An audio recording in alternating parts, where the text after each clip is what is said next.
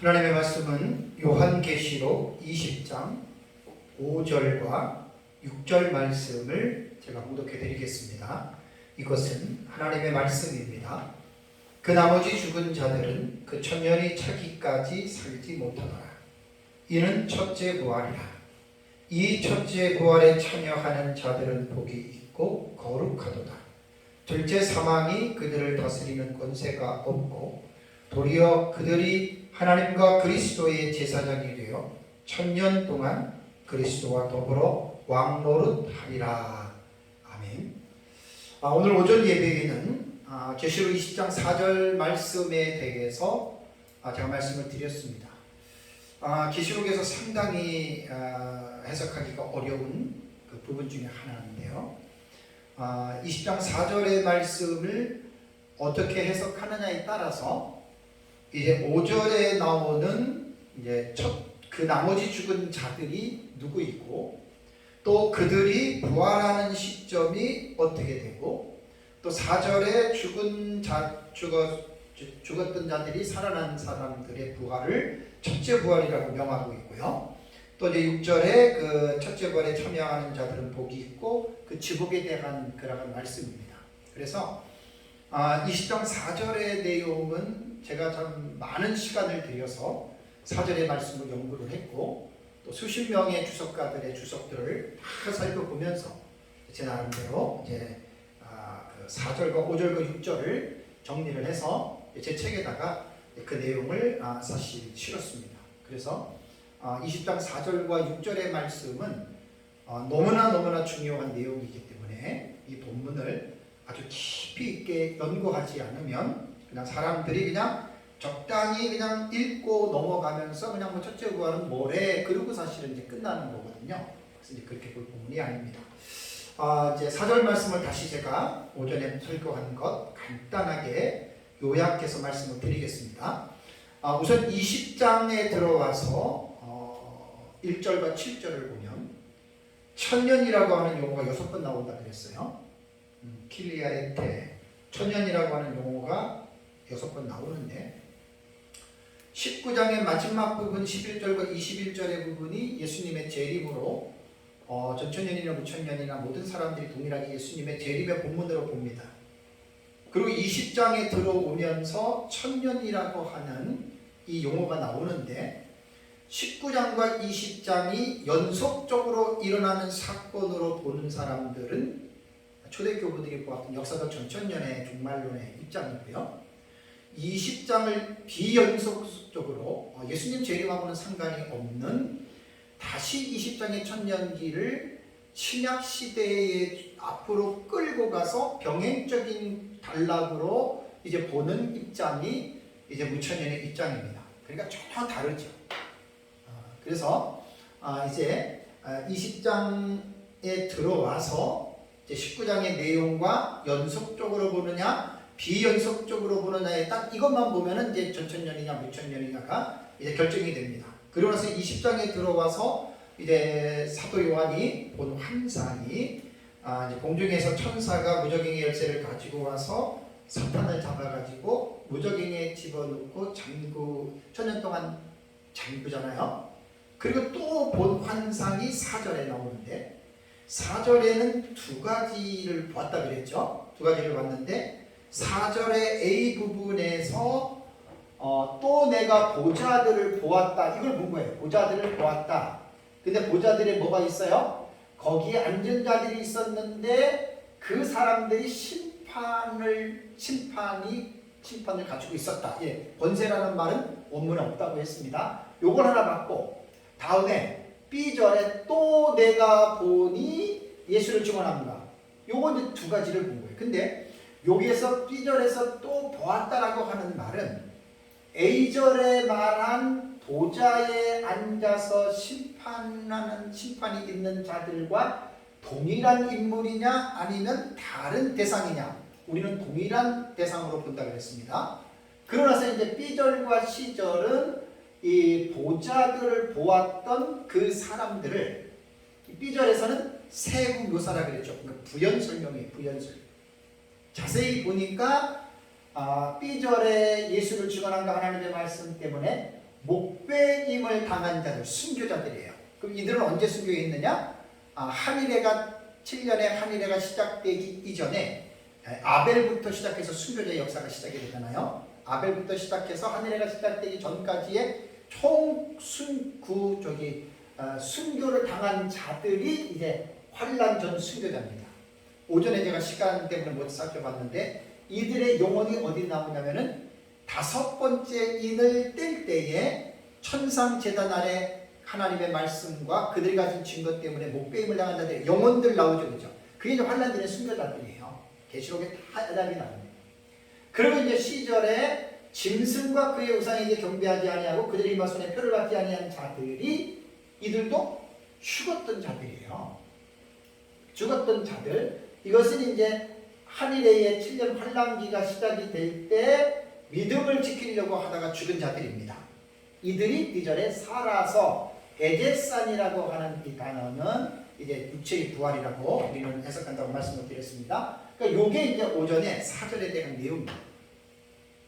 요 해석을 분명하게 이제 해놔야 이제 5절에 대한 부분에서 정리가 되고 분명하게 이제 이 부분에 대해서 여러분 이제 입장이 이제 달라지게 됩니다.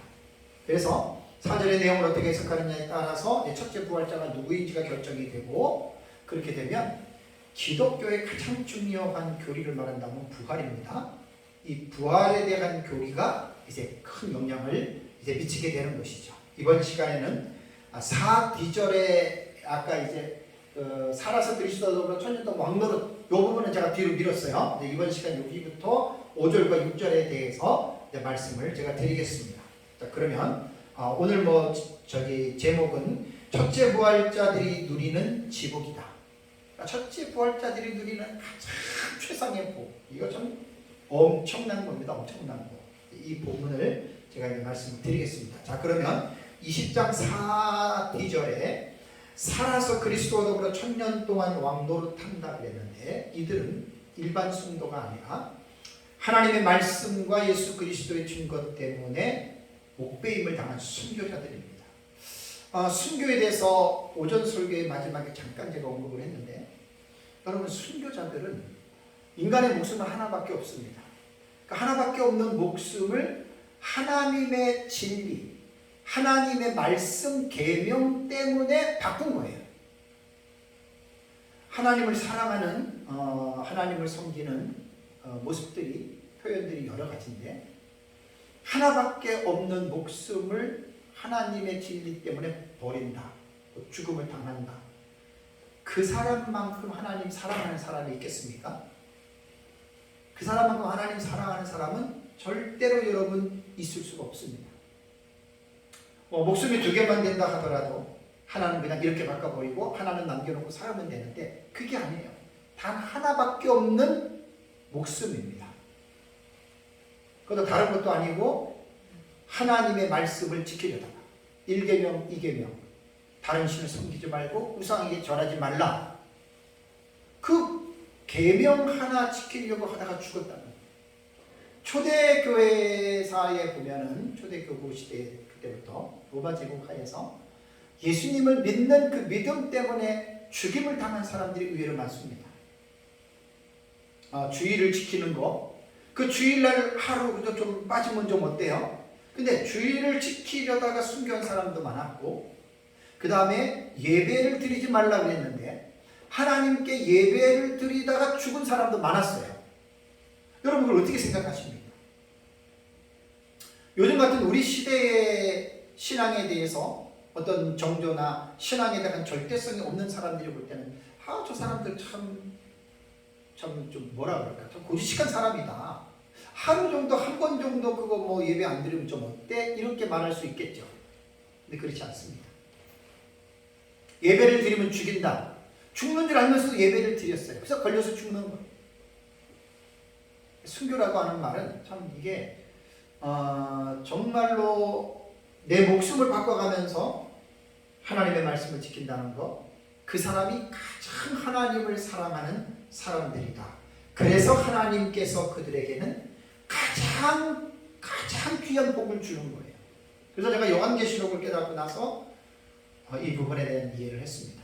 아, 순교자가 그런 거구나. 왜 하나님이 순교자들에게 첫째 부활이라고 하는 놀라운 이 상상할 수 없는 이러한 복을 주실까? 그래서 이제 그 4절 뒤절에 보면은 그리스도와 더불어 1000년 동안 왕노릇하는 복을 순교자들, 첫째 부활자들이 받은 거죠. 뭐 무천년은 이 해석에 대해서 그렇게 해석을 합니다. 예수 믿고 죽은 사람들이 죽으면 영원히 천국에 가잖아요. 그리고 그 사람들은 예수님 재림 때까지 하늘나라에서 주님과 더불어 왕노릇한다. 그렇게 해석을 하고, 또 땅 위에 구원받은 성도들이, 우리가 구원을 받았잖아요. 천년왕국에 사는 거잖아요. 무천년은. 거기서 이제 내가 구원을 받았으면은 복음의 권세로 우리가 이 세상을 심판하고 정복하고 그리스도의 영광에 동참한다. 제가 볼 때는 일리는 있어요. 우리가 꼭 천년왕국이라고 하는 개념을 빼놓고도 예수 그리스도를 영접한 사람은 하나님의 자녀가 돼서 왕적인 권세가 있는 거, 이거 저 부인하지 않아요. 그러나 20장에 나오는 천년왕국에서 왕노릇은 우리 역사적 입장이, 전천년 입장에서 볼 때는 그렇게 왕노릇하는 게 아니죠. 지금 예수 믿는 사람들 모두가 다 왕노릇을 한다라고 하는 말은 현재 한국교회만 하더라도 예수님 믿는 사람들, 특히 목회자들도 예수 그리스도의 이름으로 왕적인 권세로 다스리면서 신앙생활을 하는 사람이 얼마나 될 것 같아요? 거의 없지요. 많은 사람들이 세상에 악한 영들의 역사 속에서 목사도 성도도 얼마나 쓰러지고 넘어지고 피투성이가 되어서 살아가고 있는데, 우리가 지금 천년왕국에서 왕노릇한다라고 하는 이 무천년의 이 견해는 제가 사실 동의할 수 없습니다. 그래서 20장에 나타나는 천년 동안 왕노릇한다라고 하는 말은 지금의 어떤 불완전한 이 삶 속에서 불완전한 그 왕노릇한다는 말은 저는 아니라고 저는 보는 거죠. 그래서 역사적 전천년의 견해도 두 가지라고 그랬습니다. 한 가지는 뭐냐면, 지금까지 내려오는 역사적 전천년의 전통적인 해석은 예수님 재림할 때 죽은 성도들이 살아나고 살아있는 성도들이 변화돼서 천년왕국에 들어가서 왕노릇한다 그랬잖아요. 저는 이 전통적인 역사적 전천년의 견해를 저는 수용할 수가 없습니다. 왜 그러냐면, 여러분, 부활과 변화체는 영생체죠. 부활과 변화체가 왜 이 땅에서 살아야 합니까? 그러니까 첫째 부활자들이, 순교자들은 하나님의 주신 상급으로 이 땅에서 왕노릇하는 것은 이해가 되는데, 일반 성도들이 부활하고 변화가 됐다라고 하는 부활과 변화는 영생체거든요. 그 영생체는 영원한 하나님의 나라에서 살아갈 수 있는 그 어떤 몸이거든요. 어떻게 그 부활한 사람들이 천년왕국은 아무리 좋아도 천국하고 다릅니다. 이 세상에 속한 겁니다. 천년왕국에는 여러 가지의 특징들이 있어요. 그건 내가 다음 주에 한번 설교를 하려고 해요. 천년왕국은 내가 그냥 넘어가려고 했는데, 이거는 해도 한 달 정도는 할 수 있는데 한두 번은 내가 꼭 하고 넘어가야 될 것 같아요. 왜냐하면 역사적 전천년이 천년왕국을 믿기 때문에 도대체 천년왕국이 뭐냐, 이거 말 안 하면 안 되거든요. 그래서 전통적인 역사적 전천년은 예수님 재림할 때 죽은 성도들이 살아나고 변화된 성도들이 천년왕국을 들어간다라고 하는데, 이거는 교리적으로도 안 맞는 게, 무천년주의자들이 역사적 전천년을 공격하거나 역사적 전천년의 단점을 지적할 때 빼놓지 않는 게 이겁니다. 자, 그러면 당신들은 부활체가 천년왕국에 들어간다고 했는데, 분명히 천년왕국을 보면 자녀 생산을 하거든요. 자식을 낳거든요. 그건 하나 교리적으로 문제가 걸리잖아요. 조직신학 입장에서 부활체는 예수님이 말씀하신 대로 시집가거나 장가가지 않습니다. 그러니까 육체적인 성적인 관계를 하지 않아요. 그런데 어떻게 자식을 낳느냐 이거예요. 그러면 전통적인 역사적 전천년주의자들은 유구무원이에요. 답을 못해요. 그래서 이제 하나 생각해 놓은 스토리가 뭐냐면, 불신자들을 꾸겨서 집어넣는 거예요. 불신자들이 천년왕국에 들어간다. 그래서 그 불신자들이 결국은 곡과 마곡까지 연결시켜서 역사적 전천년의 전통성이 있는 지식은 그렇게 무마를 시켜놨거든요. 근데 제가 볼 때는 말이 안 돼요. 오전에도 말씀을 드렸지만, 불신자가 천년왕국에 들어가는 천년왕국을 왜 필요해요? 그런 천년왕국이 왜 필요해요? 사탄이 갇혀버리고 죄악이 다스리지 않는 곳인데 어떻게 거기에 불신자가 들어가냔 말이에요. 구원받은 성도들이 들어가는 곳이지. 그리고 부활한 성도들이 전혀 번식 못 시키잖아요. 그래서 이러한 중대한 어떤 난점이 있기 때문에 저는 보완점을 제가 배운 묘목사님한테 배운 그 내용으로 보완점을 우리가 이제 말씀을 드리는 겁니다. 그래서 우리가 지금 오전에 해석한 대로 그 첫째 부활자들은 B절과 C절에 말한 환난 전 순교자와 환난 중 순교자들이 에제산 살아서 육체적인 부활, 그러니까 이들만 부활하고 나머지 성도들은 부활 안 합니다. 언제까지? 천년왕국이 끝나기까지 부활 안 해요, 성도들. 그러니까 이게 이제 역사적 전천년의 전통에서 잘못된 이 부분들을 수정을 해야 되는데 결코 만만치 않습니다. 이것은. 왜냐하면 부활의 지계표를 하나 옆으로 옮겨놓는 일이기 때문에 2000년 기독교 역사를 통해서 내려왔던 이것을 옆으로 이걸 한번 옮겨줘야 돼요. 저는 100% 자신 있는 사람이에요.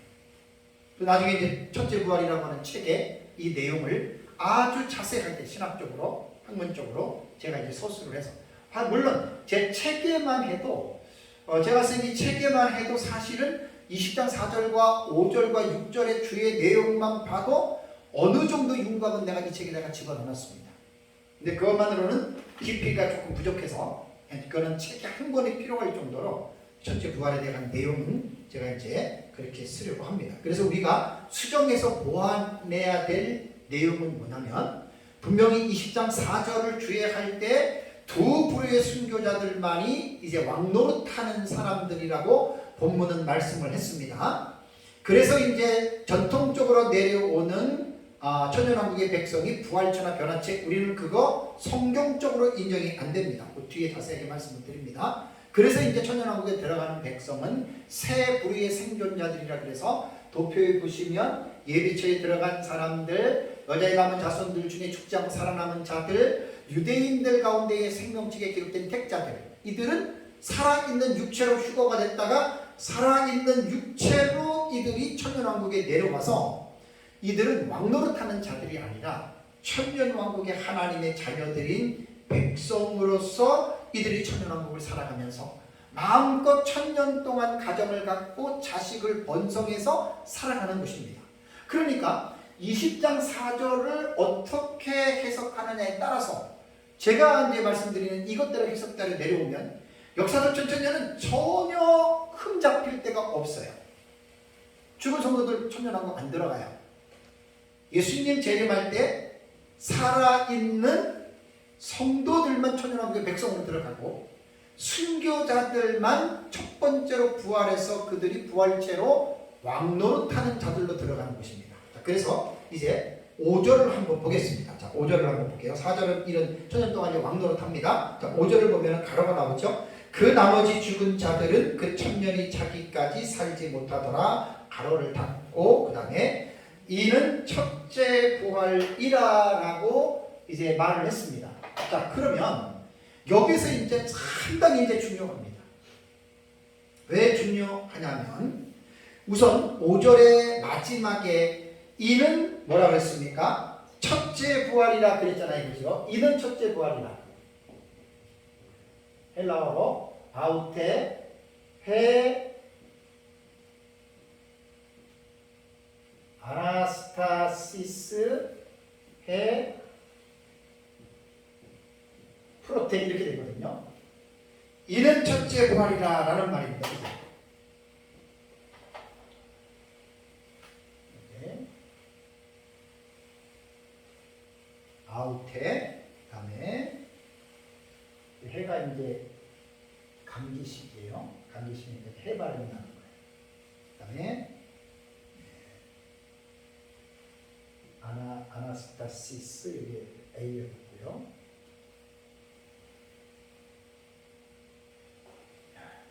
제가 어쨌든 될 수 있는 대로 원어를 공부를 하면서 제가 한번 쓰려고 해요. 왜냐하면 안 쓰면은 이게 나중에 쓸 수가 없습니다. 안 쓰면은 쓸 수가 없어요. 근데 점 찍는 게 조금 이게 정확하게 찍어야 됩니다.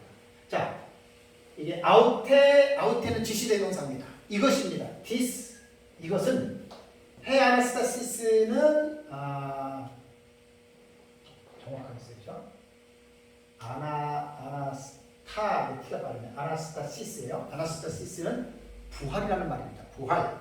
그다음에 프로테는 첫째. 그래서 영어 성경에는 this is the first resurrection 이렇게 되어 있거든요. 이것은 첫째 부활입니다. 자, 되게 지금 이 본문이 중요해서 제가 쓴 거예요. 첫째 부활이라고 하는 지금 이 말이 왜 중요하냐면 성경에 나오는 부활에 대한 본문들이 한 10군데 정도 신약 성경에 나와요. 제가 이제 첫째 부활에 나중에 그 주석에서 들어가는데 성경에 보면 부활에 대한 내용이 어느 한 텍스트 안에 장 안에 부활에 대한 전체적인 모습이 들어간 내용은 우선 하나도 없습니다. 부활에 있어서 성경에서 가장 풍성하게 부활에 대해서 묘사한 장이 고린도전서 15장이라 그랬죠. 그 외에 나머지는 뭐 복음서에, 서신서에 또 뭐 계시록에 이렇게 흩어져 있어요. 본문들이. 그래서 이제 그 내용들을 다 가지고 와서 부활은 연구를 해서 그 부활을 연대기적으로 반드시 여러분 봐야 됩니다. 그런데 첫째 부활이라고 하는 이 첫째라고 하는 이 수식어가 붙은 부활은 딱 성경이 여기 한 군데밖에 없어요. 그래서 계시록 20장 5절에 첫째 부활이라고 하는 이 부분을 먼저 해석을 하면 나머지 고린도전서나 사복음서나 서신서에 나오는 부활은 이 계시록 20장 4절 5절의 첫째 부활이라고 하는 이것을 해석을 해놓으면 나머지 본문들은 이 해석의 지배를 받게 돼 있어요. 그런데 반대로 첫째 부활에 대한 해석을 올바르게 하지 못하면 나머지 서신서나 그 다음에 복음서나 요한계시록에 나타난 이 부활에 대한 내용이 뒤섞여 버리면 순서가 이게 정렬이 안 돼요.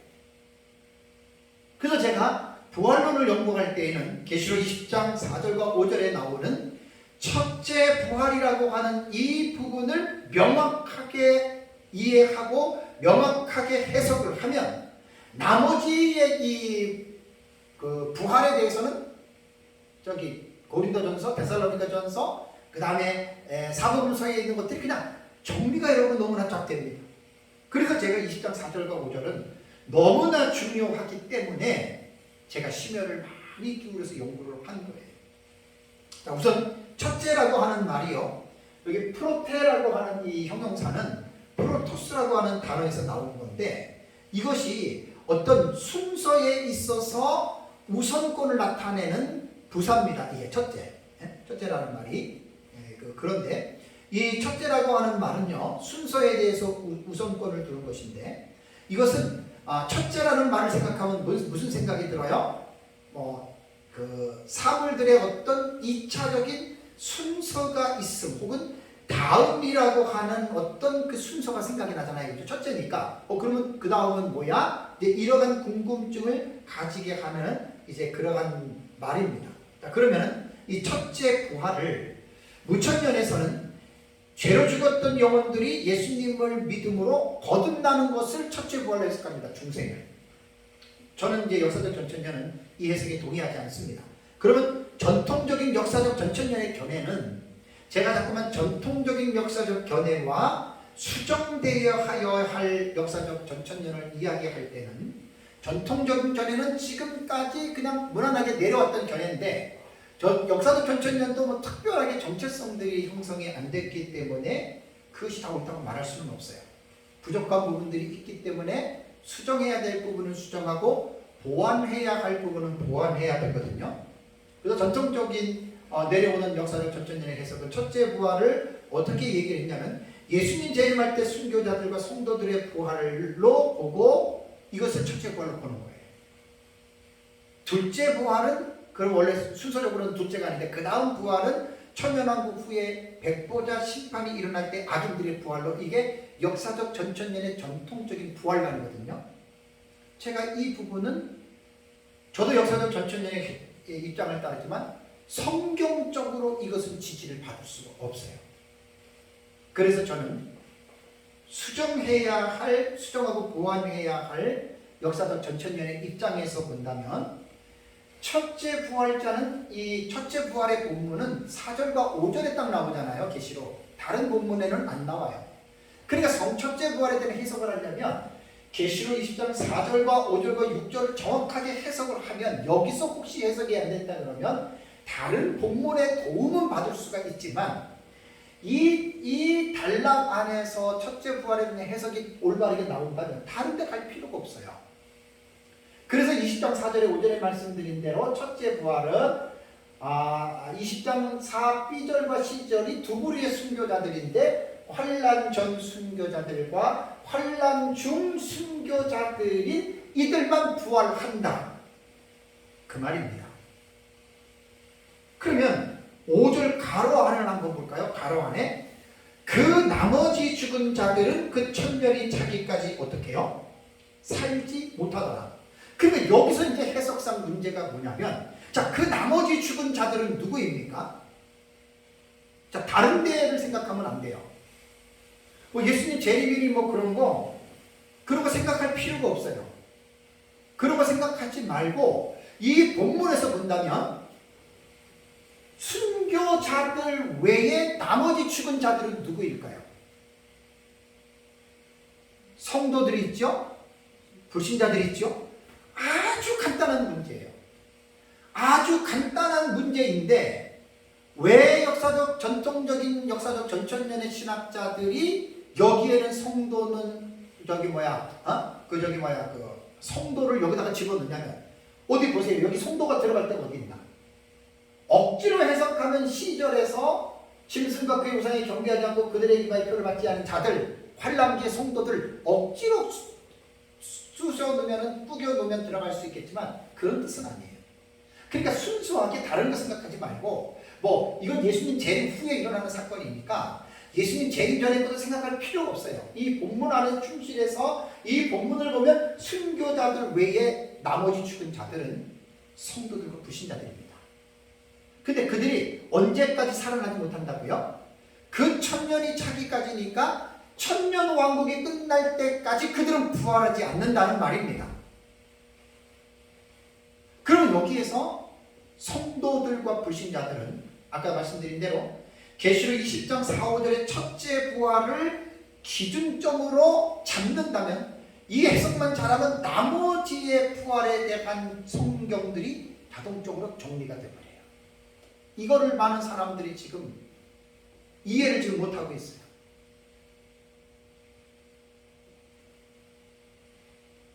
그래서 그 나머지 죽은 자들은 우리는 본문에서 그대로 성도들과 불신자들로 보는데 이거는 억지 해석이 아닙니다. 어떻게 보면 이 해석이 가장 성경적인 해석이에요.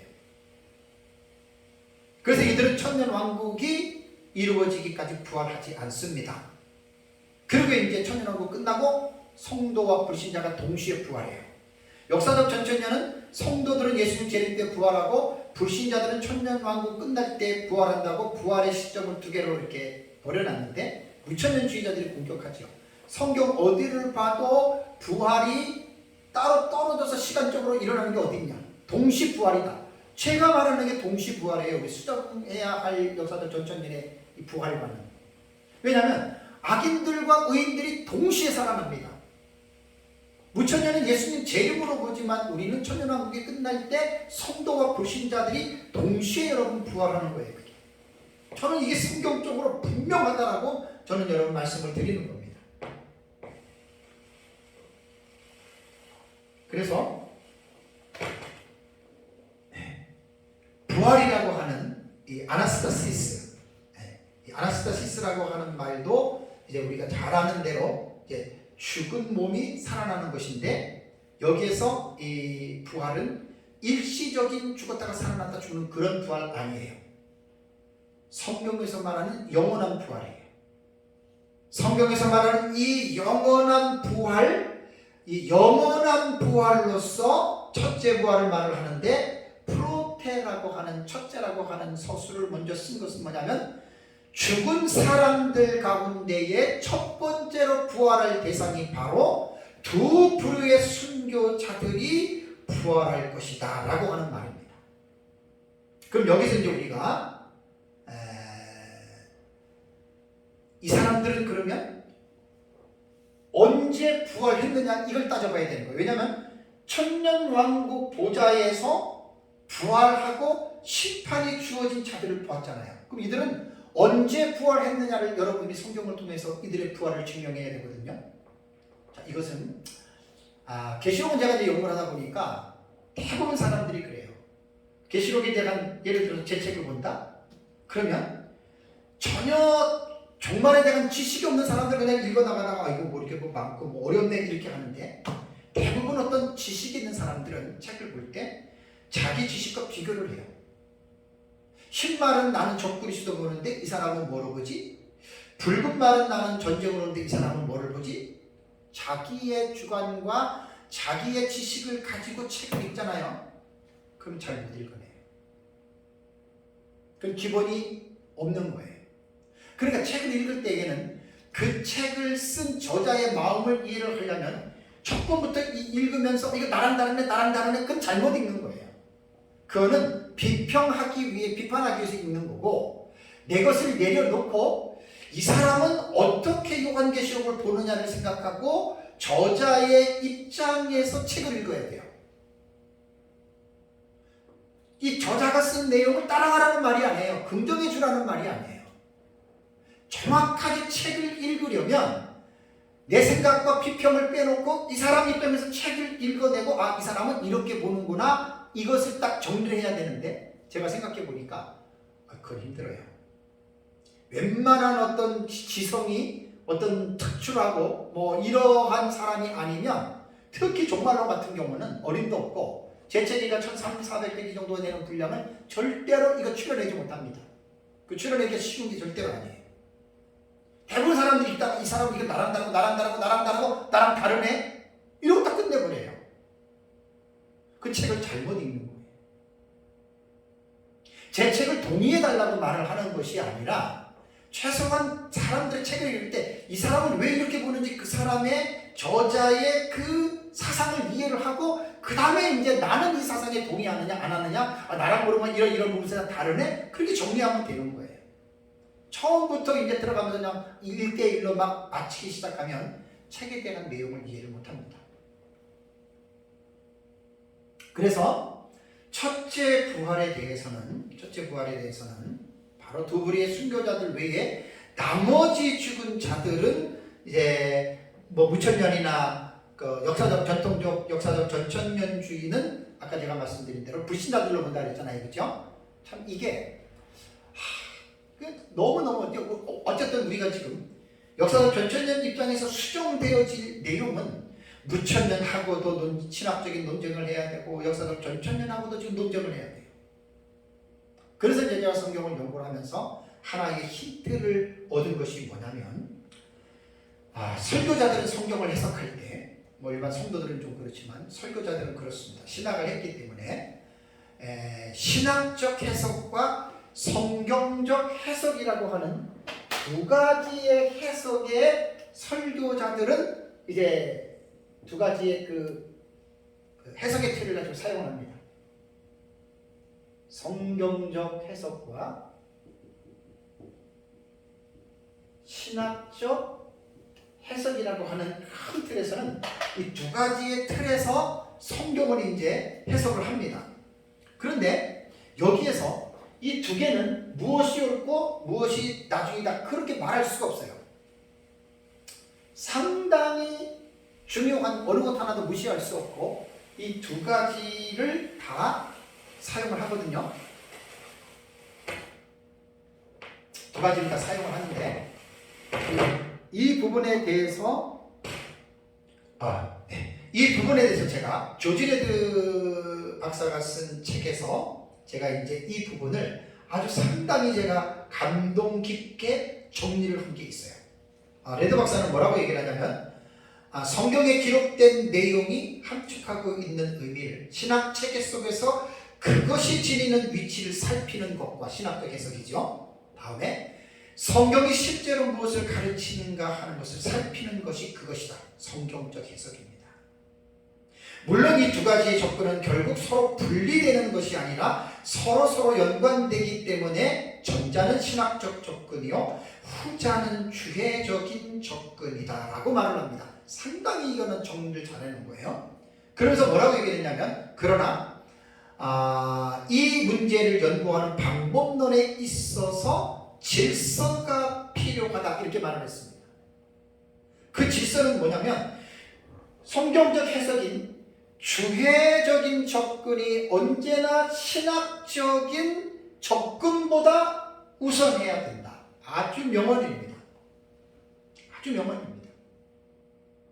그러니까 신학이라고 하는 것은 뭐 주경신학, 조직신학, 역사신학, 실전신학 제가 네 가지의 신학의 파트가 있다고 그랬잖아요.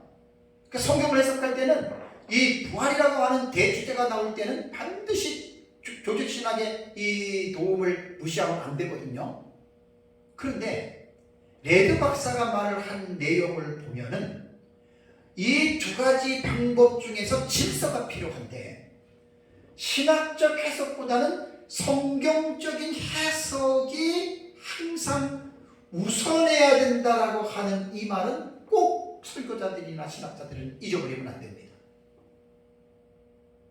그래서 제가 수정 보완해야 될 내용에서 왜 제가 역사적 전천년에 전통적으로 내려오는 해석이 잘못됐냐면 대부분이 무천년도 그렇고 신학적인 입장에서 예수님 재림하면 성도들과 불신자들이 살아난다. 성도들이 죽은 영혼들이 살아난다.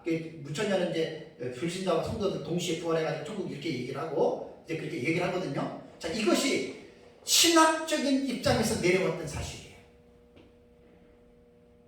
분명하게 저는 이 부분에 대해서 변증할 수 있습니다. 그래서 제가 성경적인 해석을 질서적인 면에서 우선으로 본다면 오전에 제가 설교한 대로 첫째 부활자들은 두 부류의 순교자들 외에 나머지는 없습니다. 그 나머지 죽은 자들은 천년 왕국이 끝날 때까지 살지 않는다. 이것이 성경적 해석의 우선권을 둔 해석이라는 말이에요. 절대 이거 잘못된 게 아닙니다. 자, 그렇다면 제가 로버트 마운스의 주석, 로버트 마운스도 신약 성경학자입니다. 헬라어 문법까지 써낸 외국의 아주 대학자인데 로버트 마운스는 그의 주석에서 이 본절을 이렇게 해석을 했습니다. 천년이 차기까지 살지 못한 나머지 죽은 자들은, 잘 들으세요, 순교자들을 제외한 모든 신실한 자들과 더불어 믿지 않는 자들 전체일 것이다. 로버트 마운스 요한계시록 주석 469페이지 나옵니다. 그리고 그랜트 오스본도 한 요한계시록을 1000페이지 정도 쓴 아주 대학자거든요. 그랜트 오스본도 그의 주석에서, 이게 로버트 마운스나 그랜트 오스본은 부흥과 개혁사에서 나온 요한계시록 주석이에요. 아주 명주석입니다. 그랜트 오스본도 그의 주석에서 이렇게 순교자들 외에 나머지는 성도들과 불신자들 전체일 것이라고 보는 사람이 그랜트 오스본은 백 위스 케어드 마운스 온이라고 하는 이 학자들이 있다라고 분명하게 그 그랜트 오스본 계시록 주석 885페이지에 기록을 했습니다. 자, 제가 지금 말씀드리는 것은 남들은 안 그러는데 저 혼자 그냥 뭐 깨달아서 이렇게 말하는 게 아니잖아요. 제가 성경을 깨달았던 내용들이 외국의 유명한 학자들도 그렇게 보고 있어요. 그러니까 저는 성경에 대한 어려운 부분은 이 지식에 있어서 해석에 있어서 객관성을 무시해버리면 큰일 나는 거예요. 그러니까 다들 못 깨달았는데 나만 깨달았다, 그건 정말 위험한 거예요. 이단이 될 가능성이 있습니다. 그래서 제가 보고 있는 관점들을 세계적으로 유명한 신학자들이 보고 있기 때문에 저는 이 해석을 지지할 수밖에 없는 거예요. 제가 민 목사님한테 배웠다고 해서 무조건 따라가는 게 아니란 말이에요. 저는 다 연구하고 비교하고 내가 분석해서 제 나름대로 여러분 가는 겁니다. 그래서 로버트 마운스의 주석을 보면 제스케의 해석을 소개하고 있습니다. 따라서 천년 기간은 모든 자들을 위한 것이 아니며 그랬습니다. 심지어 모든 그리스도인들을 위한 것도 아니다. 그것은 그리스도와 그의 순교자들을 위한 특별한 시간이다. 마운스 464페이지에 나오더라고요. 여기 조금 따져볼 게 있어요. 모든 그리스도인들을 위한 것도 아니다. 물론 여기에서 죽은 그리스도인은 아니다 그러면 되지만 뭐 살아있는 성도들은 뭐 못 들어가고 마치 순교자들만 예수님과 함께 천년왕국에 이거는 문제가 되는 것입니다. 그러나 어쨌든 이렇게 지금 이제 보고 있는 것이죠.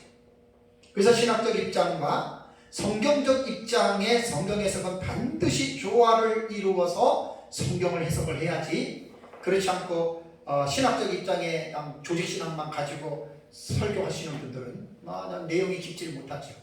맨날 그냥 뼈대만 항상 얘기하고. 그러나 이제 성경신학이나 성경에 대해서 깊은 지식이 있는 설교자들의 설교를 들어보면 본문을 읽어놓고 거의 다 본문을 다 터치합니다. 많은 사람들이 그냥 설교자들이 설교 본문 읽어놓고 본문하고 상관없는 대충 이야기를 하고 끝내는 게 거의 설교자들의 설교 행태예요. 상당히 좀 안타깝죠. 그래서 신학자 릴레라고 하는 신학자는 이렇게 말을 했습니다. 천년주의를 거부하는 현대의 입장은, 이게 사실 이 사람은 이제 뭐 전천년인 것 같은데 무천년을 두고 말하는 거예요. 천년기를 거부하는 현대의 입장은 주로 성경적 해석이 아니라 교리적인 입장에 근거한다. 저는 이런 글들이 제 눈에는 잘 들어와요. 최근에 읽거든요. 그러니까 이제 무천년기설 같은 경우는 성경적 해석이라기보다는 교리적인 해석이다. 왜? 어거스틴이 그렇게 말해놨기 때문에 그냥 다 신학적 입장으로 따라가는 거예요. 이렇게 이제 말을 했습니다. 자, 요한계시록 20장 4절과 5절의 말씀은 그리스도인들의 부활과 변화에 대해서 아주 매우 중요한 사실을 교훈합니다. 그러니까 이 부분을 딱 기억하면 마지막 부분에 제가 부활에 대한 순서를 말할 때 그냥 탁탁탁탁 맞게 돼 있어요. 그러나 이 첫째 부활을 기준점으로 삼지 않으면 부활은 흐트러집니다. 자, 이제 6절을 한번 볼까요? 6절에 이 첫째 부활에 참여하는 자들은 복이 있고 거룩하도다. 둘째 사망이 그들을 다스리는 권세가 없다라는 말이 나옵니다. 그러니까 첫째 부활에 참여한 자들은 오직 두 부류의 순교자들밖에 없어요. 이들이 첫째 부활자예요. 이들이 왜 참으로 복이 있느냐? 천년왕국에서 또 왕노릇하는 그것도 복이지만 이들은 둘째 사망에 빠질 일이 없어요. 둘째 사망이 뭐죠? 둘째 사망은 지옥의 형벌입니다. 그러니까 여기서 확실하게 내가 100% 말씀드릴 수 있는 것은 순교자들은 절대로 지옥 갈 일이 없습니다. 순교자들은 100% 구원받은 사람들입니다. 그러니까 둘째 사망이란 영원한 형벌을 받는 불모신 지옥의 형벌에 이 첫째 부활자들은, 순교자들은 안 들어간다는 말입니다. 우리가 사실 예수 믿고 죽은 사람들이 주변에도 많이들 있잖아요. 여러분, 그 사람이 천국 간지 지옥 간지 우리는 모르잖아요. 순교자들은 100% 천국 갑니다. 둘째 사망이 그들을 해할 수가 없다. 그 다음에 26절 뒤에 또 보세요. 도리어 그들이 하나님과 그리스도의 뭐가 됐다고요? 제사장이 돼요. 첫째 부활자들, 이게 첫째 부활자들이 받은 제복입니다. 이것만큼 여러분, 우리가 예수를 믿으면서 성도들이 하나님 잘 섬기면 복 받습니다, 상급 받습니다 그러잖아요.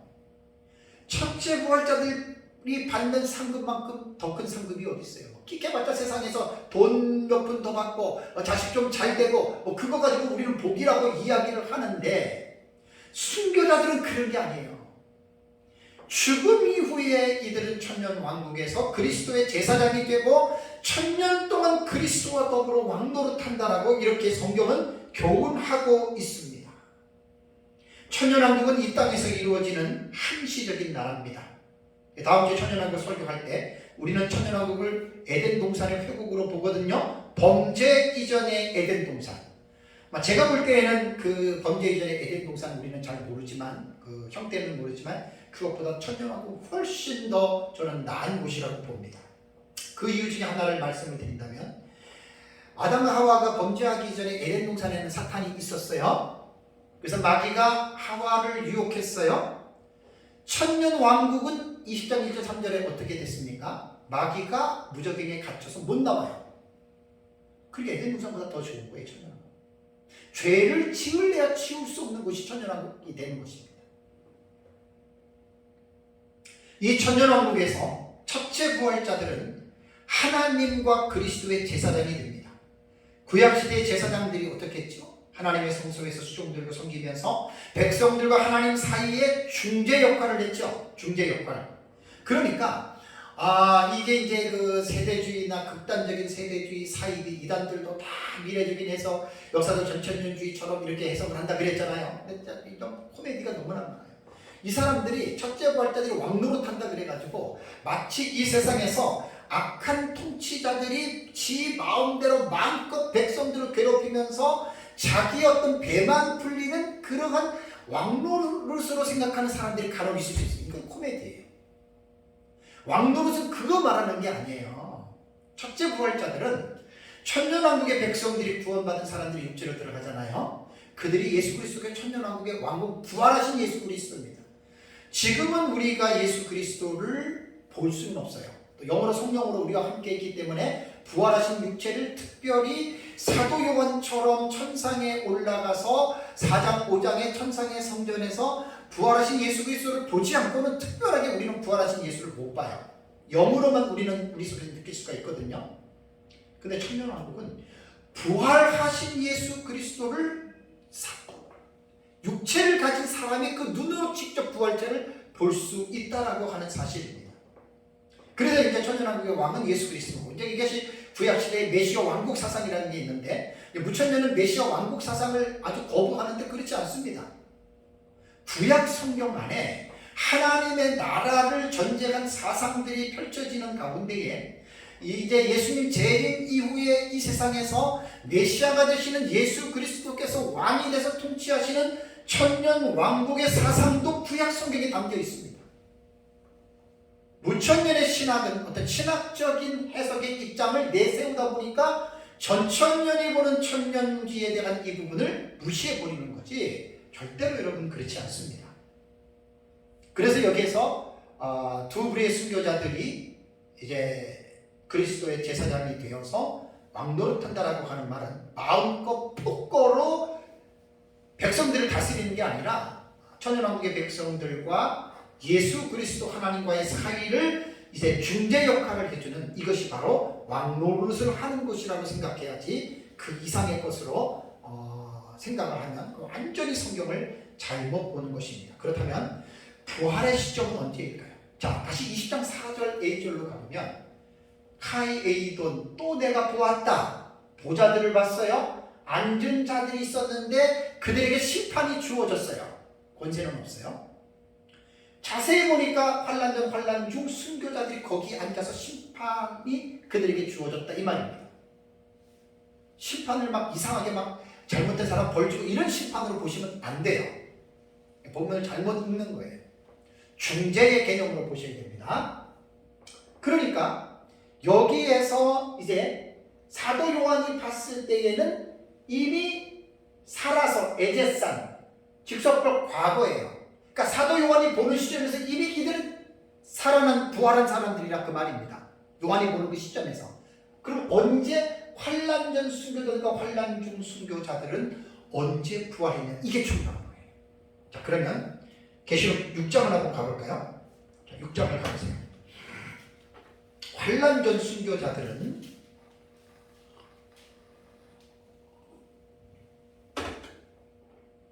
자, 6장 9절 한번 볼까요? 9절 10절. 다섯째 인을 되실 때에 내가 보니 하나님의 말씀과 그들이 가진 증거로 말미암아 죽임을 당한 영혼들이 제단 아래 있어.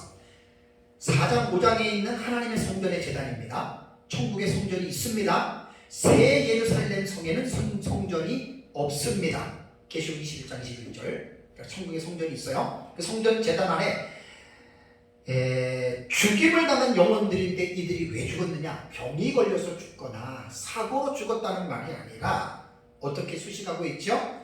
하나님의 말씀과 그들이 가진 증거, 신앙에 대한 증거라는 말입니다. 그러니까 하나님의 말씀과 그들이 가진 신앙에 대한 증거 때문에 죽임당해. 이게 순교자들이에요. 이게 다섯째 인을 때 나타나요. 그들이 큰 소리로 불러 이르되 거룩하고 쭉 나와요.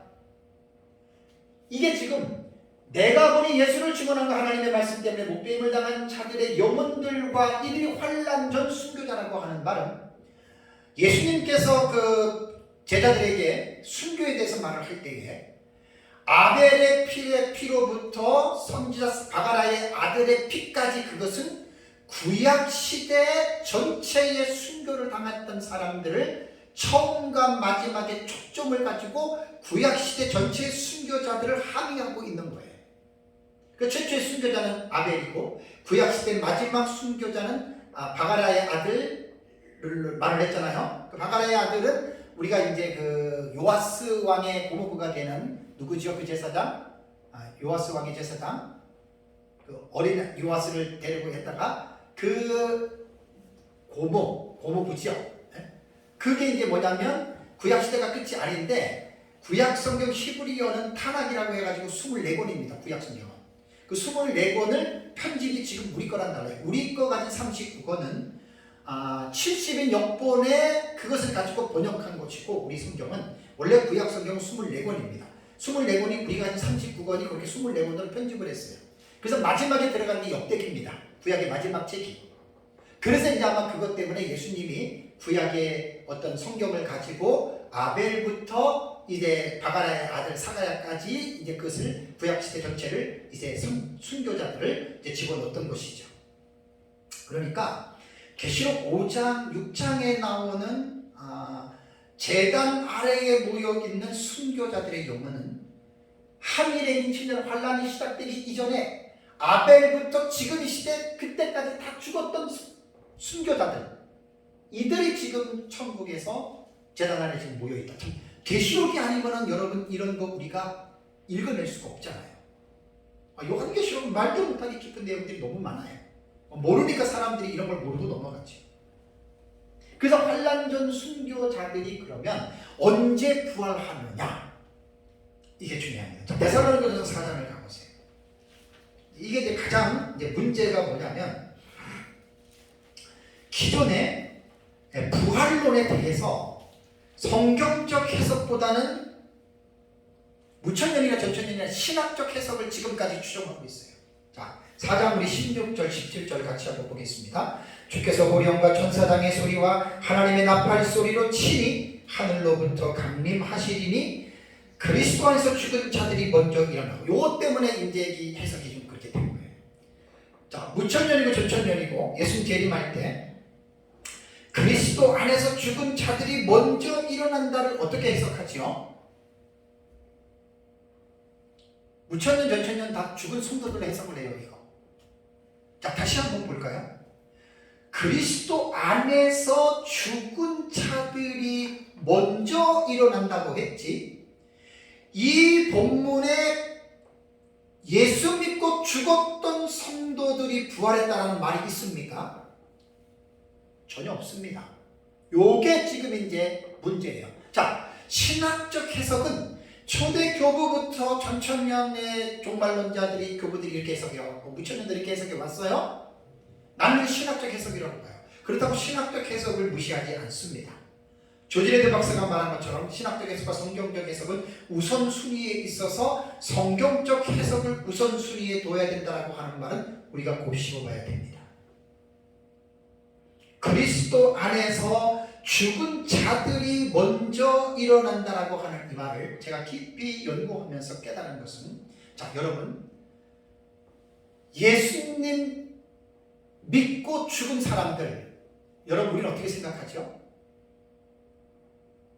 나이 많아서 죽었던, 병으로 죽었던, 사고로 죽었던, 아니면 순교로 죽었던, 우리는 그냥 다 예수 믿고 죽은 사람들로 말하죠. 그냥 그렇게 말하면 돼요.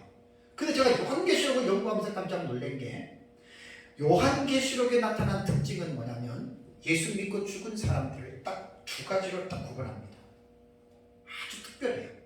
그래서 요한계시록을 깊이 있게 연구하면 이게 상상을 초월할 정도로 요한계시록에는 엄청난 내용이 담겨 있는 정말 보고거든요. 근데 요한계시록을 모르는 사람은 그거를 감도 못 잡아요. 제가 한두 가지가 아니에요. 자, 요한계시록에는 뭘 강조하냐면, 요한계시록 안에서는 예수님을 믿고 죽은 사람들 중에 특별한 하나의 그룹을 딱 이렇게 묶는 대상이 있어요. 그게 바로 순교자입니다. 볼까요? 자, 제가 아까 계시록 6장 9절과 11절에 환난 전에 죽었던 하나님 말씀과 그들이 가진 증거 때문에 목배임을 당한 자들이고 순교자들 말씀을 드렸습니다. 그 다음에 그 6장의 11절을 보면은 그 순교자들이 탄원을 할 때 그 하나님께서 그들에게 뭐라고 이야기를 하냐면 잠시 동안 쉬라고 얘기를 하면서 6장 11절에 그들의 동무종들과 형제들과 자기처럼 죽임을 당하여 그 수가 차기까지 하더라. 그러니까 아직은 죽지 않았지만 너희들의 동무종들과 형제들도 너희들처럼 이 땅에서 하나님의 말씀 때문에 순교당할 자들이 있다. 그들의 수가 정해져 있다. 그 말입니다. 참 신기해요. 요한계시록이 아니면 이런 것들을 다른 성경에서는 읽어낼 수가 없는데 요한계시록 안에서는 지금 이러한 내용이 지금 담겨져 있는 거예요. 그리고 계시록 11장 7절과 8절을 가볼까요? 계시록 11장 7절과 8절을 보면 그들이 그 증언을 마칠 때에 무적에게로부터 올라오는 짐승들이 그들과 더불어 전쟁을 일으켜 그들을 이기고 그들을 죽일 터인즉 계시록 11장은 두 증인장입니다. 두 증인을 누구로 보느냐에 따라서 다르거든요. 이것도 제 책에는 다 객관적으로 지금 설명들을 해놨습니다. 그런데 여기에서 11절을 보십시오. 11장 11절 3일 반 후에 두 증인들이 죽었어요. 하나님께로부터 생기가 그들 속에 들어가며 그들이 발로 일어서니 부활한 거예요. 죽었던 두 증인들이 부활했어요. 그리고 12절 보니까 하늘로부터 큰 음성이 있어 이리로 올라오라 함을 그들이 듣고 구름을 타고 하늘로 올라갔다 천국으로 올라간 거예요.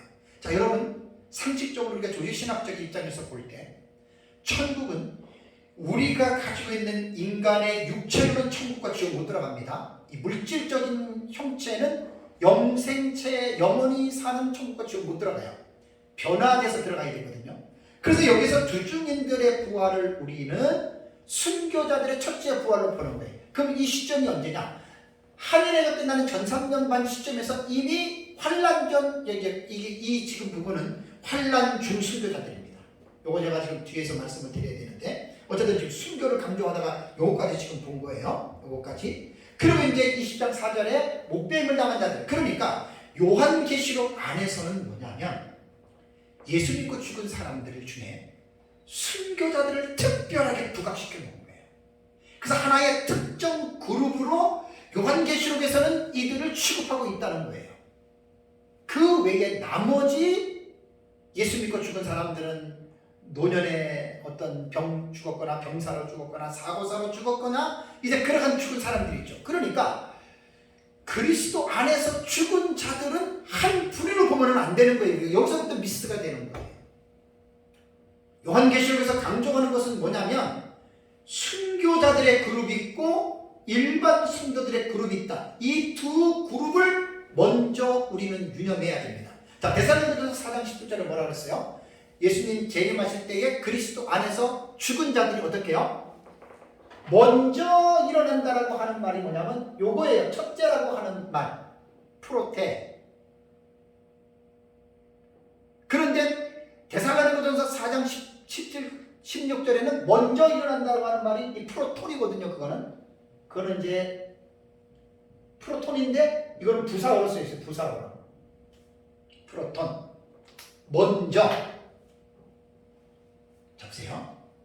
그리스도 안에서 죽은 자들이 먼저 일어난다. 그리스도 안에서 죽은 자들이 몇 부류예요? 요한계시록에서 순교자와 일반 성도 두 부류로 해놨죠. 그럼 이 두 부류 중에 누가 순서적으로 먼저 예수님 재림 때 부활하느냐?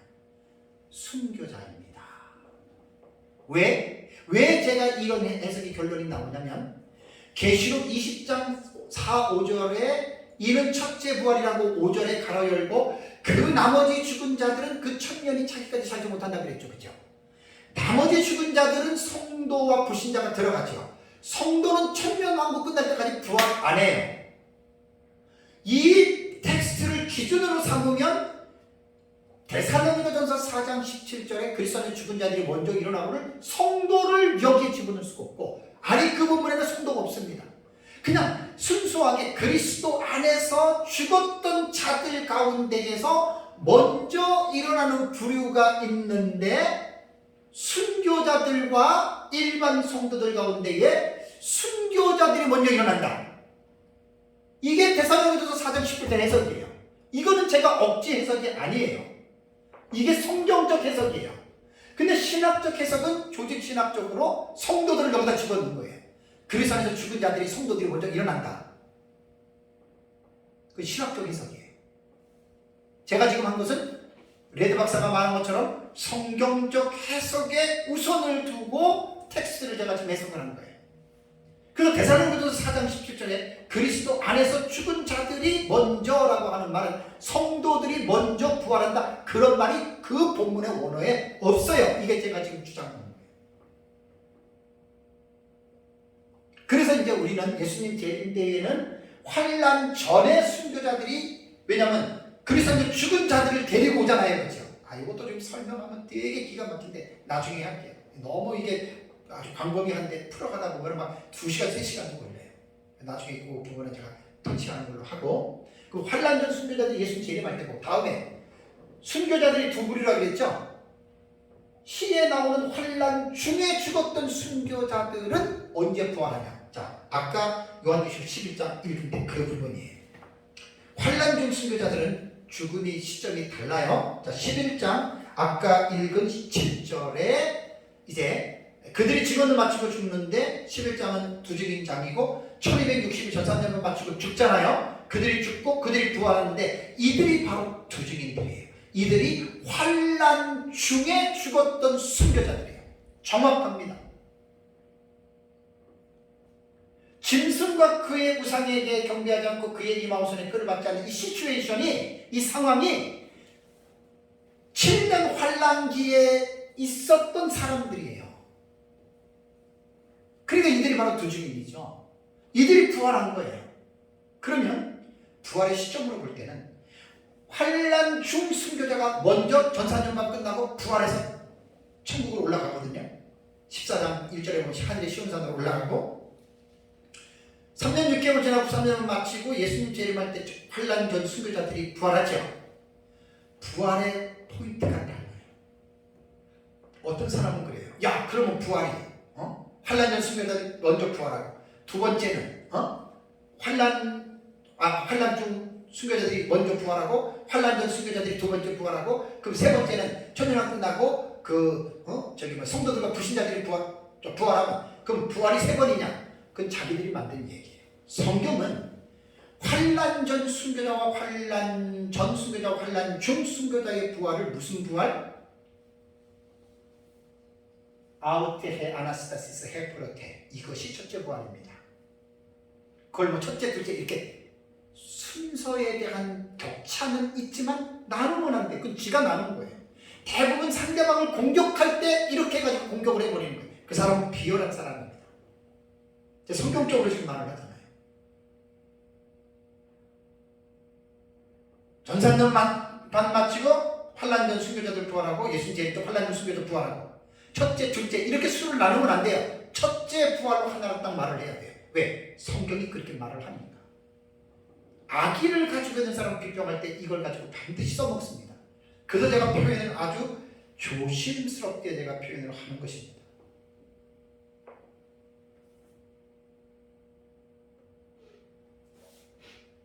그래서 사랑하는 성도들, 이제 말씀을 제가 좀 정리하겠습니다.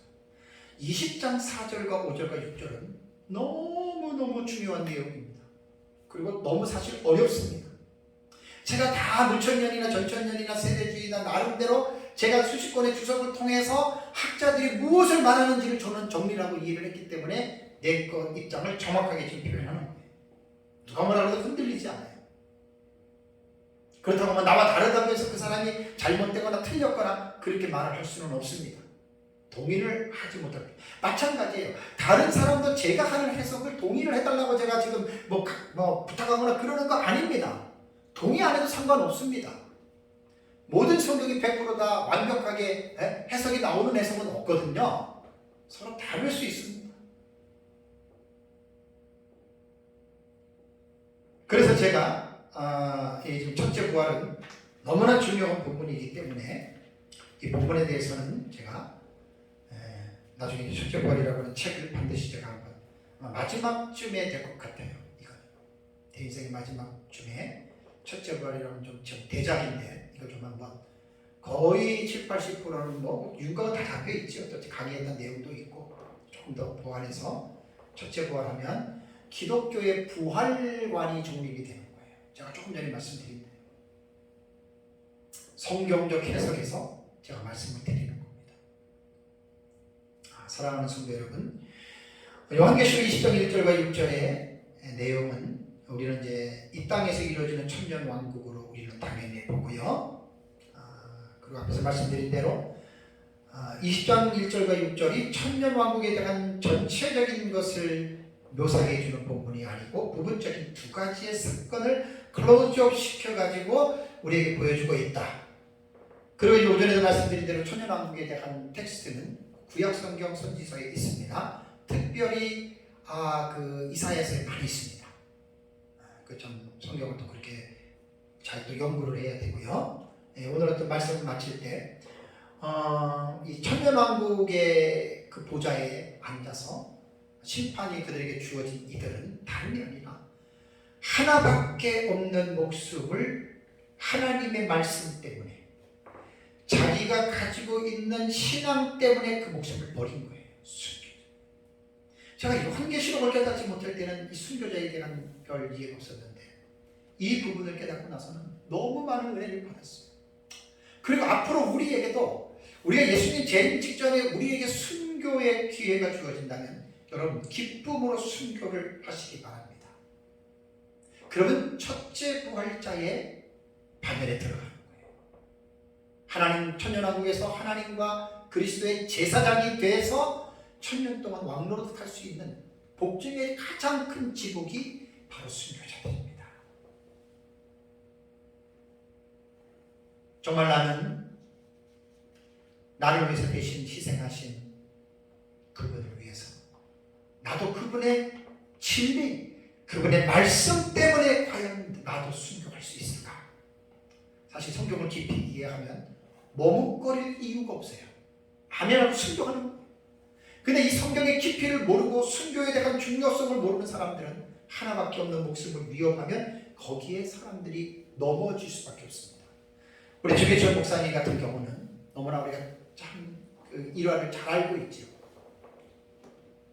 못에 박힌 그 길을 우상에게 절하지 않고 걸어가면서 결국 감옥에서 죽임을 당한 주기철 목사님을 한번 생각해 보십시오. 감옥 밖에는 노모와 아내와 자식들이 있는데 어느 누가 가서 또 성도들이 있는데 그들과 살고 싶지 않겠어요? 간단해요. 그냥 신사에게 절만하면 그냥 목회도 하고 부모와 가족들하고 살 수가 있어요. 근데 1계명과 2계명의 위배가 되기 때문에 주기철 목사님 결국 하나밖에 없는 목숨 버리지 않았어요? 그게 순교입니다. 우리가 사실 이 땅에 살면서 첫째 부활에 대한 소망을 가지고 살아간다면 아마도 최고의 신앙인이 될 것입니다. 최고의 신앙인. 한 가지 이제 오해하지 않기 위해서 말씀을 드리고 마치겠습니다. 첫째 부활자가 되기 위해서 큰 상을 받기 위해서 난 순교해야 돼. 잘못된 겁니다. 신앙은 그렇게 가지면 안 됩니다. 내가 하나님을 사랑하는데 그 사랑하는 마음이 사랑하는 하나님이 내게 말씀하신 그 진리를 지키는데 내가 그 진리를 지키기 위해서 내 목숨도 아까워하지 아니하고 나는 순교한다. 이런 마음으로 순교를 해야지.